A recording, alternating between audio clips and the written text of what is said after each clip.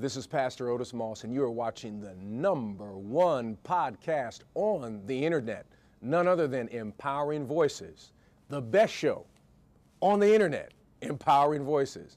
You should subscribe to Empowering Voices. I'm telling you, it's a great show. You'll enjoy it. Empowering Voices, wonderful show.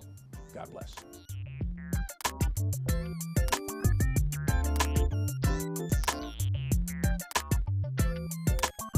Empowering Voices is celebrating Black History Month, or African American History Month, and we welcome back the Reverend Dr. Otis Moss III, the senior pastor of Trinity United Church of Christ, because he has created a Maafa liturgy in celebration of Black History Month. Welcome back to Empowering Voices. Thank you very much. Why did you create a Maafa liturgy? Well, it was several years ago that I had the opportunity to see a portion of the Maafa that the St. Paul Community Church has done and the Mount Airy Church in Connecticut has done. St. Paul, that used to be pastored by Reverend Johnny Youngblood, and is now pastored by David Brawley, doing a tremendous job. And then at the Mount Airy Church in Bridgeport, Connecticut. And they both were just wonderful and very powerful and impactful.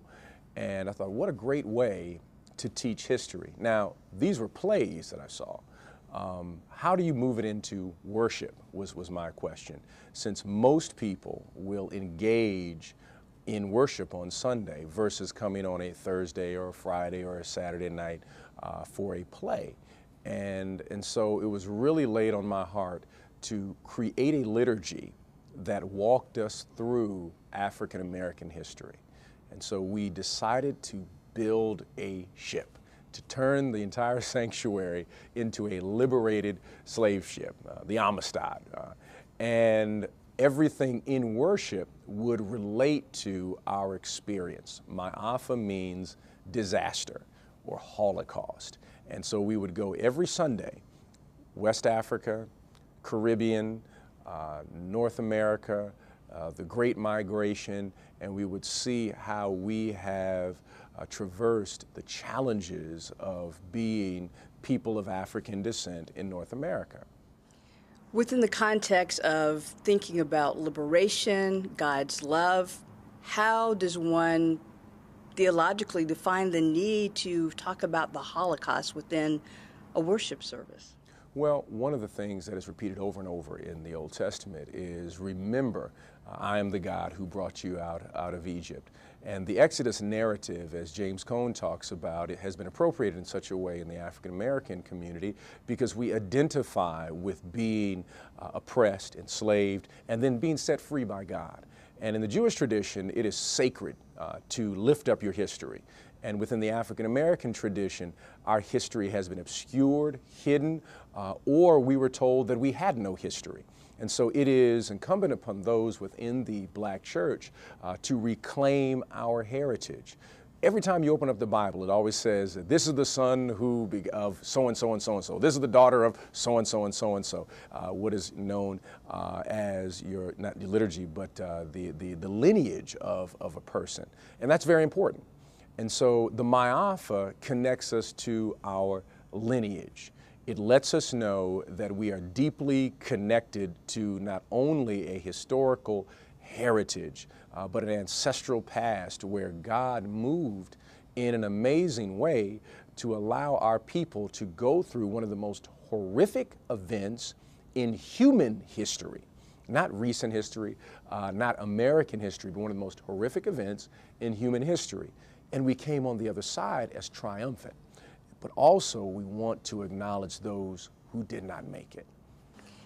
During the first Sunday in February, on February 3rd, we witnessed the recessional, if you will, of people from various African tribes, not only doing liturgical dance, but also reading the scripture and praying. So can you give us a detailed description? Because while you're talking, we will also be able to watch the video from that service. Oh, excellent. Okay. So what we attempt to do is we attempt to start off as if we're in West Africa. So our drama ministry has people who are playing, quote unquote, the characters of Africans who are looking for their children. That's at the beginning of service when people are in the narthex, and we had an interesting experience one time when one of the people from our drama ministry was walking up to one of our deacons and said, "Have you seen my child?" Well, the deacon, I guess, wasn't at the last deacon's meeting, so he didn't know that, there are going to be people who are part of the drama ministry who are dramatically presenting what it was like for an African to lose their child. And so this deacon was running around the church saying, "Have you seen this person's child?" and was getting upset with other people because they were not as engaged as he was. And somebody had to say, "Deacon, she's an actress." and it was a powerful moment of drawing someone into that history. What would it be like that one day your child goes to the well and never returns home?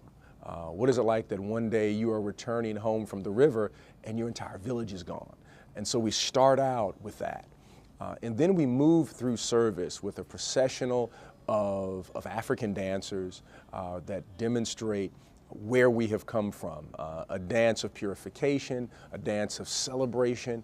And then when we're reading the scripture and we're praying, we make sure that we have someone who's speaking Yoruba, of course then translated into English, and someone who's speaking Portuguese, since the majority of Africans did not land in North America.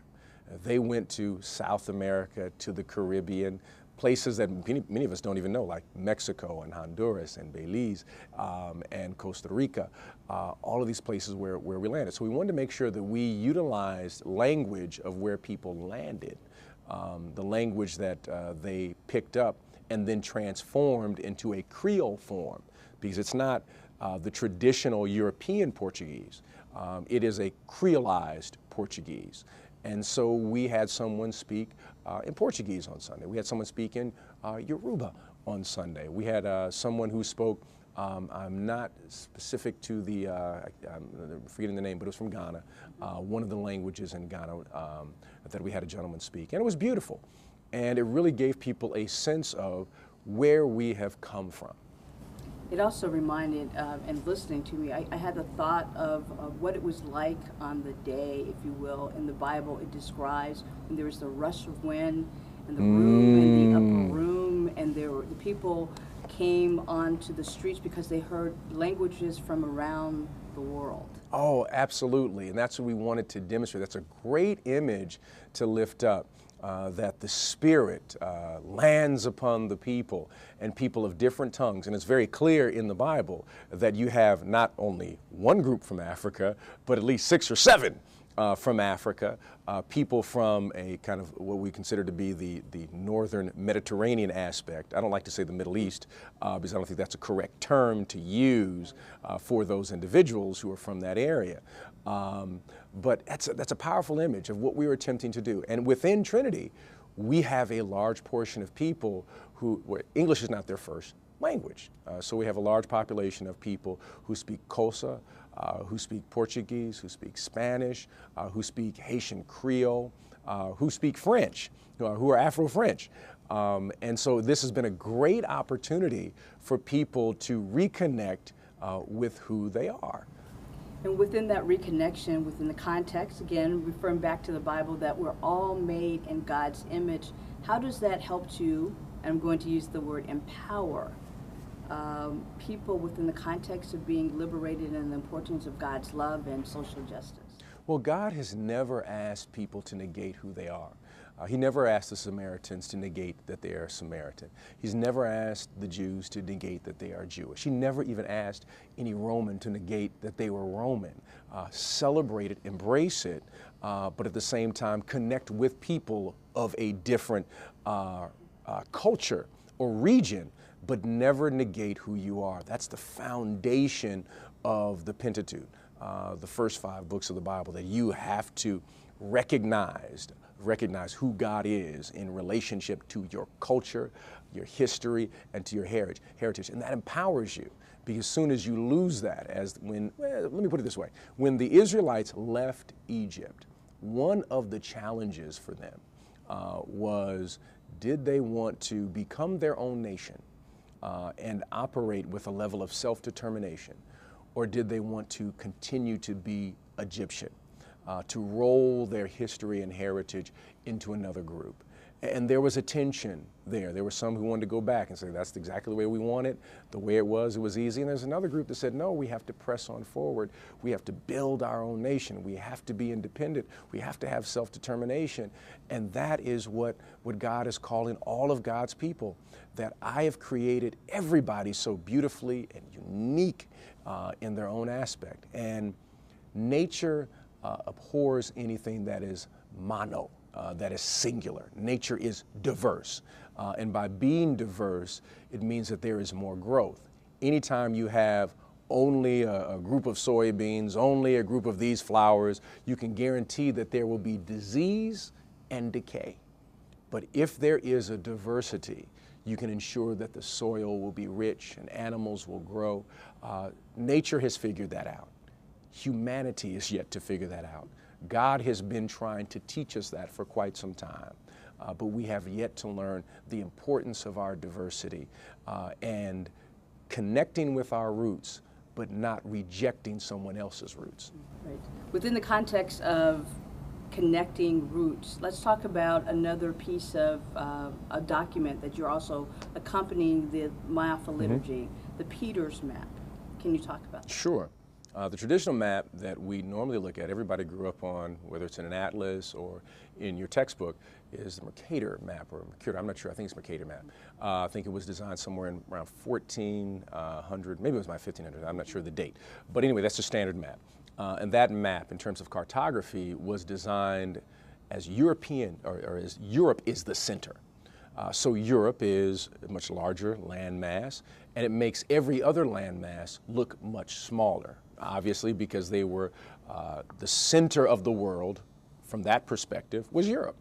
Well, the Peters projection map, I believe it was 74, 75 when that was created, utilizing the new technology that we have images from space, come to find out that the map that we have been using all of these years has been wrong. And so the Peters projection map lays out accurately, landmass-wise, the way South America looks, North America, Africa, Asia, and Europe. And we realize that Africa, all of these years, is much larger than what the map has demonstrated. So when you look on the traditional map that we've seen in textbooks, Africa is a small continent. All of a sudden, when you look at the Peters projection map, you're like, wow, I didn't realize that Africa took up so much land mass on the planet. And so I like to say that even the map was racist in terms of its design, because during the time period that that map was popular, you're also talking about the slave trade. You're also talking about people who are enslaving another group of people and creating an ideology that says that they're inferior. So subconsciously, even the map was saying the people are inferior, the center of the world is Europe. And that not being the case. So the Peters projection map lays it out in a beautiful way. It's a beautiful map. And I hope that as you all are demonstrating it, then you can see the travels of people of African descent to the quote unquote New World and see how far they had to travel, and also see the massive nature of Africa and the depopulation of Africa as a result of the transatlantic slave trade. Within your description of history and how human beings are literally taken away, kidnapped from their parents, from their families, and then you talk about God's love. How do you connect that? How do you express the importance for people to believe in God, even though these horrible situations happen to them? They experienced the Holocaust. The people in your congregation, in your sanctuary, are remnants, if you will, of the Holocaust. Well, I think that our ancestors always recognized that God was with us, even in the most horrific of circumstances. And in the African tradition, what you experience here is not the totality of your life. Life is continual. So you have a theology of a people that says this is a horrific experience, but at the same time, life continues. The second thing is that you have people of African descent who are also saying that I refuse to accept the subjugation, that I will have a liberation narrative or worldview.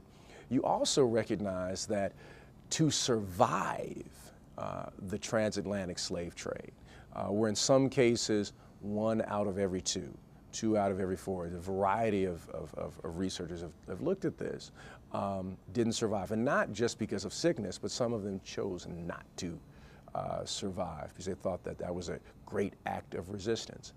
They never lost their faith in God. They never lost hearing the voice of God. And if our ancestors who experienced the most horrific act in human history could still look up from the bows of a slave ship and state in their own language, there is a God up there watching over us, then for us in the comfort of our own homes, with all of the modern technology that we have today, we should be able to reflect on that history. God demonstrates God's love not always in the best of circumstances, but in the worst of circumstances, and shows up through us. And so God showed up and spoke to a William Wilberforce, who was hearing sounds on the slave ship, or spoke to, as the wonderful hymn Amazing Grace, that people love to sing, but I think is the most American of every hymn, because it does not follow the European meter.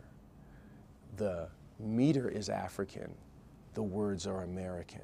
It was the resistance, moan, and sounds of the slave ship that makes Amazing Grace. It's the only hymn that you can't play without the black keys. You can play Grace, but it won't be amazing if you don't have the black keys when you play it, because it comes out of that African tradition of resistance. And so we are the embodiment of Amazing Grace. And so every time we sing it, whether you are black, you are white, you are Latino, you are Native American, you are singing a song of resistance that comes out of the bowels of a slave ship. And our last question, within the context of the bowels of a slave ship, how are we empowered because of our ancestors? Well, our ancestors empower us to demonstrate that if I was able to survive and not lose hope, then in the face of the gun violence of today, you can't lose hope. If I was able to etch out a new life in a world that I didn't even know the language, didn't know the culture, and my color became a mark, a scarlet letter against me, but yet I was able to build families and buy land and etch out an existence in this strange world, then what does it say about us? And I really raise that question. What does it say about us for people who lose hope so quickly with more material for people who didn't lose hope, who hardly had any material?